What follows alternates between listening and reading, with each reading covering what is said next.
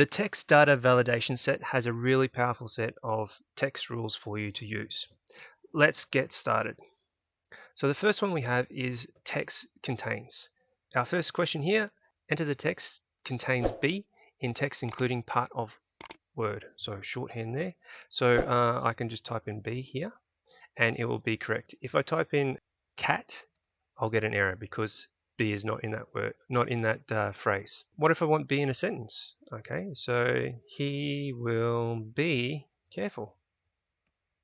Full stop. That's also accepted because our text contains B. Okay, so let's delete that. What about if we say because I can and click enter? Now we would expect there to be an error here, right? Let's see. No error. What's going on? So what's going on is that the text only contains the letters BE. So this is not particularly good for short letters, but if you've got a complex word or set of phrases, then text contains can be quite useful.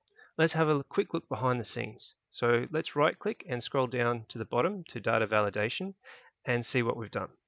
So we've got our B2 range here, which is just there, and we've got our text. We've selected text and we've got contains and B.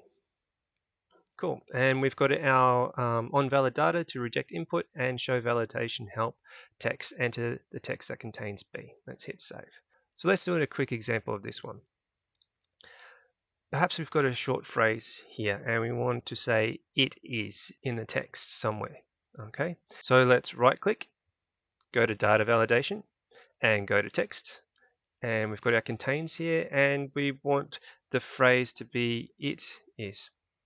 That has to appear somewhere within the text. We'll hit save and we can type in here, it is okay, and hit enter. That's fine. All right, he said it is okay. Hit enter. What if we go, I am fine? Okay, so this time we can see we've got invalid input. Input text must contain it is. You'll note too that I didn't choose the reject input. I only had show warnings here because I'm a naughty boy. Okay, so reject input and show validation help. And here it's not too clear on your validation help, so it's probably a good idea to put these in inverted commas. So when your clients are using this, they can see exactly what it is that needs to be valid within the text. Hit save, and now if we try it again, I am a duck. You can see enter the text that contains it is, and it's quite clear what we need to put in the text. Cool.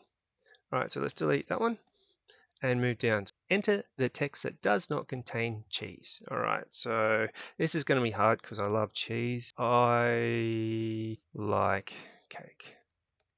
Probably cheesecake, but we can't put that in. Okay, what if we're cheeky and we say I don't like cheese? Oof. See what happens. Oh, there's an error. It caught me out. What if I say I like cheesecake? It's one word, right?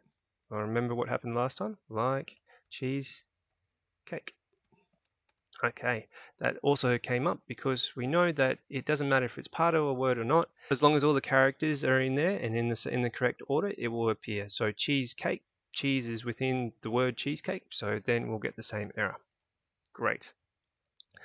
All right, let's have a look at another one.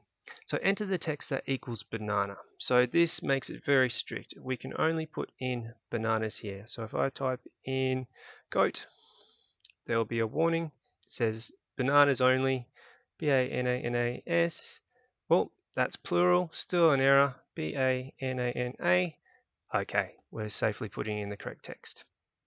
All right, another great tool here, and this is where it really starts getting exciting, is where we use enter valid email. So we can have admin at yagi-san at today.com, and that would be an accepted valid email. Let's have a look how it looks on the back end. We'll scroll down and look at data validation. And here I've got text and I've got is valid email. So this is the one I've chosen here. Okay. And then that's all you really have to do. Reject input, show validation help, and you're good to go.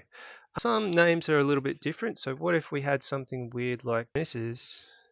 Dot Yagi at Big Pond? gasp.com.au. Let's see what happens here. Okay, it's accepted.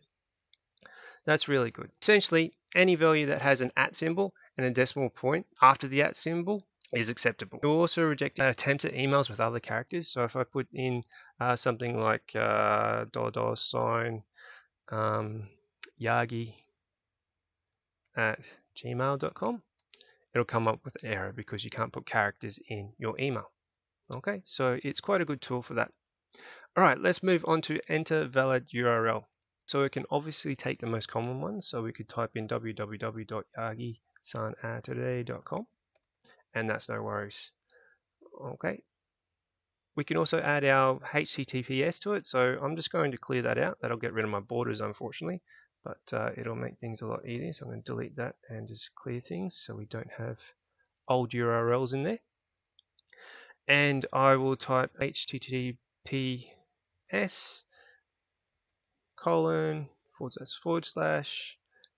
and then yagi-san-today.com, and that's an acceptable form for our URL as well.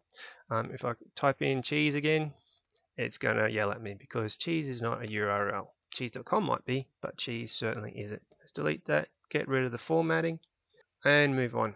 Sometimes the enter a valid URL will get caught on unusual domains, even things like Google Web Dev. So let's have a look at a classic Google website called web.dev, and you can see, oh, enter a valid URL, where in fact is a valid URL. Other more complicated ones, so for example, www.cake.org is perfectly fine. And even country related ones like I have here, AU for Australia, is a perfectly acceptable option here. You can even have full detailed URLs that will accept. So I'm just going to copy and paste in the spreadsheet URL here, which has a bunch of stuff on the back end.